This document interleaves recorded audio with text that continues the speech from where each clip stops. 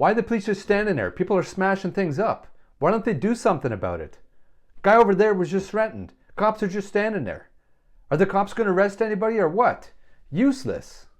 We've all heard those things being said over the years, time and time again, after every major demonstration or riot. We used to hear about it on traditional media, and of course we would talk about it with our peers, our friends, and now we hear about it on social media in a big way. There's a term you often hear in policing called Monday morning quarterbacking. I'm going to explain a little bit about what that is, but it's going to be from the perspective of policing large crowds or gatherings or demonstrations. Now, the Britannica Dictionary definition of Monday morning quarterbacking describes it as a person who unfairly criticizes or questions the decisions and actions of other people after something has happened. It seems fairly straightforward to me. Now, in terms of policing, you'd often hear that term after a very tragic or sad call where people will criticize the actions of police for days, months, or even years after. And these conversations often turn into debates, very heated debates, across all social media platforms. Now, there's nothing wrong with that. It happens, and it should happen. Citizens have every right to question those in positions of power or authority. Now, there's a difference between questioning authority and challenging authority, but this is not the video for that right now. Looking back at the actions taken, right or wrong, it helps police services develop training programs, rules and procedures. Sometimes inquiries or inquests happen. And like I said, there's nothing wrong with that at all. Now, I have the luxury, if you want to call it a luxury, of looking at things through two different lenses, as a police officer and as a civilian. Honestly, I avoid reading posts and comments about serious issues while they're happening or even shortly after, because it drives me nuts. Listening to the Monday morning quarterbacks chime in or watching them comment on things they have no personal experience whatsoever is beyond frustrating. And I don't have any interest in trying to justify the actions of somebody in 280 characters or less. Sometimes what was meant to be a very peaceful gathering turns into a violent demonstration. Oftentimes, police are aware of the gathering that's going to take place, and they may even have some officers on directed patrol or in the area, but it's supposed to be peaceful. They're not supposed to be any mischief, so smashing up property, jumping on cars. They're not supposed to be any violence of any kind. Sometimes you actually feel bad for the organizers because they have the best of intentions in mind, but you obviously can't control who's going to show up to some of these gatherings or demonstrations. And make no mistake about it, there are people who show up at demonstrations with one thing in mind. They just want to stir the pot. They want to start something. They want a reaction. We know this. And that leads to a whole other issue that I'm not going to get into today. If there's a peaceful gathering planned and the organizers take the appropriate steps to make this happen, you don't want to have 50 police officers all dressed up with their helmets on and everything from the public order unit standing by the sidelines watching everybody, watching people's families, watching their kids, waiting for something to take place. I mean, who wants to attend a gathering like that? Who wants to live like that? Having said that, if there's any intelligence at all or a history of demonstrations turning violent, well, you want the cops prepared for that. That goes without saying. Now, over the years, all over, not just North America, but all over the world, I've seen footage of widespread property damage at some of these demonstrations, and it looks like the cops are actually just standing around, basically watching the person do this, and they're not doing anything. And people want to know why they're not immediately dealing with the person. I'm going to explain a very realistic situation that I've seen take place, and maybe you've seen take place yourself. There was a last-minute protest, demonstration, riot planned. Word was basically put out on social media that it doesn't matter what the cause is, but they are going to protest. There's going to be a large demonstration at a very, very busy street downtown.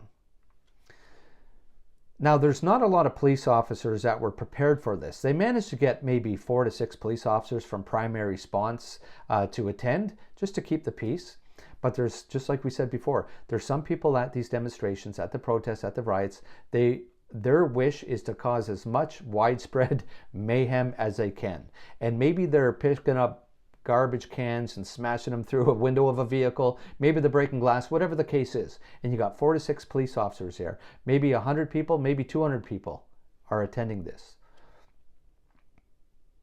Now, what would you expect those police officers to do who are there now? Keep in mind, there's families there, innocent people that want nothing to do with this. They're pushing their baby strollers, and you do have some people that are causing mayhem.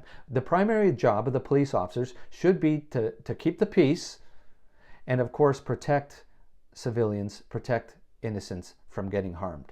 Now, if somebody there was to pick up a garbage can and throw it through a window, and a couple of the police officers went in to execute an arrest and got into it with the person, and then there's a dozen or 2 dozen more people from the crowd that get involved in this arrest, which means the other police officers have to get involved. What would that really accomplish in terms of keeping everybody safe? The people who want nothing to do with this. And in many cases, the vast majority of people who are also attending the demonstration who don't want violence to occur. They have a genuine protest, something in mind. Police officers are wearing body cams. The body cams are on. There's surveillance everywhere. I guarantee you that whatever's taken place is going to be posted online on a variety of different social media sites everywhere. One of the primary jobs or responsibilities is to gather intelligence. If police officers are there and their main focus is to execute an arrest for somebody who broke the law, well, that just leaves everybody else wide open. Now, if somebody's getting hurt, okay? If somebody's getting hurt, of course that's different. Get involved. The police officer, whoever is in attendance, will have to make that determination on their own. And like I mentioned before, they will have days, months, weeks, or years to look into it and see why the officer reacted that way, and that's just, again, a whole separate issue. I'm pretty sure that everybody at that demonstration, and I don't even mean the people taking part, just people watching, I'm sure that they would rather those police officers to be on guard, doing surveillance, than to deal with 2 or 3 people getting in a scuffle who were causing some property damage, making sure everybody else is kept safe. Because there's going to be people by that. Listen, it's human nature. If there's somebody start yelling on a loudspeaker or whatever going down the street, you want to know what's happening.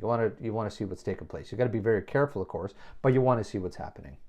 As long as there's no immediate or credible threat to life, then gather the intelligence you need, and it can be investigated after the fact. They have entire teams that can investigate this, and they're pretty good at what they do at determining somebody's identity, and an arrest can be made after the fact. I remember being a teenager, and I was in Surrey, BC, and there was basically 2 groups at a community center that weren't getting along, and they had swords. Of all things, they had swords. There was dozens and dozens of people with swords, and the police showed up. And the police, some of the blowback in the media was because the police actually didn't go into the place.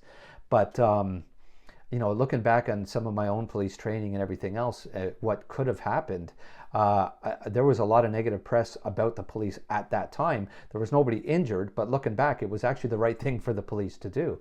Armed police officers with dozens of people who are carrying swords, of all things. If there's immediate, credible threats or violence taking place, the police officers will have to deal with that. They'll have to make the decision at the time. But in terms of property damage, the police are going to gather evidence. They're going to go through everything with a fine-tooth comb, like the comb I carry with me all the time. They're going to go through everything with a fine-tooth comb. And usually, more often than not, arrests are made.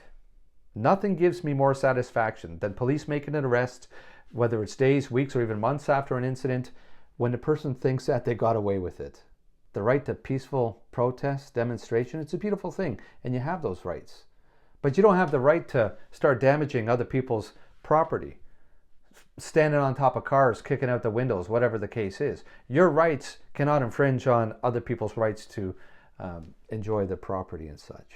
Now listen, as I stated earlier, I'm not here to argue with anybody. I don't mind being challenged. In fact, I actually kind of like a good challenge. But I'd rather just have a respectful dialogue with somebody online. I've conducted dozens and dozens of media interviews over the years because of some of the content that I post. Okay, so what does that tell you? People are paying attention.